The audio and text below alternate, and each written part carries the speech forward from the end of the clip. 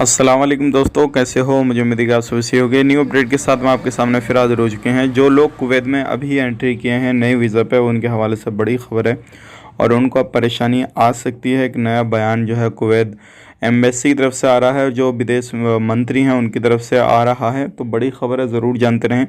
और कुछ गिरफ्तारी के हवाले से, चेकिंग के हवाले से हम बात करेंगे। बिना देरी के वीडियो शुरू करते हैं, लेकिन उससे पहले मैं आपको बताना चाहूँगा, चैनल आप हमारा पहली बार देख रहे हैं, चैनल को ज़रूर सब्सक्राइब करें और साथ ही साथ बेल आइकन ज़रूर प्रेस कर दें, ताकि हमेशा आपको इसी तरीके से कुवैत के बारे में जानकारी टाइम टू टाइम मिलती रहे। तो सबसे पहले हम बात कर लेते हैं यहाँ पे जो बड़ी खबर आ रही है निकल के हवाली एरिया से। एक बंदे को पकड़ा गया जो कि काफ़ी ज़्यादा नशा करता था। तो अगर आप भी इस तरीके से कुछ गलत एक्टिविटी करते हैं, कुछ भी करते हैं, ध्यान रखें।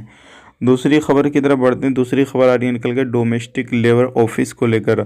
अभी एशियन 4 बंदों को गिरफ्तार किया गया है, जिसमें कि 3 लेडीज़, 1 मर्द। और ये वो ऑफिस था जो कि बिना लाइसेंस के चल रहा था।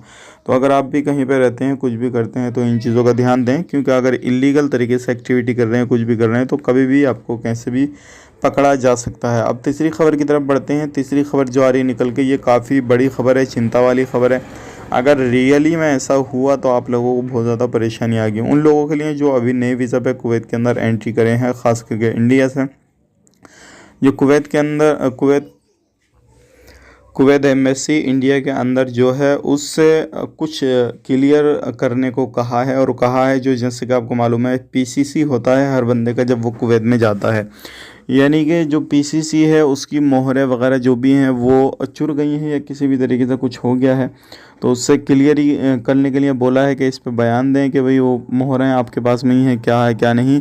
और ये भी बताया जा रहा है जो लोग अभी आ रहे हैं उनकी नकली पीसीसी सर्टिफिकेट हो रहे हैं और वो आ रहे हैं। तो ये बहुत बड़ा मसला है। अगर इस पे कुवैत एम्बेसी जो इंडिया के अंदर है वो नहीं बयान देती है कुछ, या फिर बयान ये देती है कि भाई हाँ चुर गए हैं किसी भी तरीके से, तो उसके बाद में जो भी लोग गए हैं उनको बहुत बड़ी प्रॉब्लम का सामना करना पड़ सकता है। आपको क्या लगता है? आप अभी नए वीज़ा पे गए हैं, क्या कर रहे हैं क्या नहीं कर रहे हैं, वो मुझे कमेंट बॉक्स में बताइएगा। बाकी ये एक अपडेट थी जो कि मैंने आप तक शेयर कर दिया। अगर अच्छा लगा वीडियो तो लाइक करें, शेयर करें। आप अपना ख्याल रखें, अपनी फैमिली वाला ख्याल रखें। Take care, bye bye.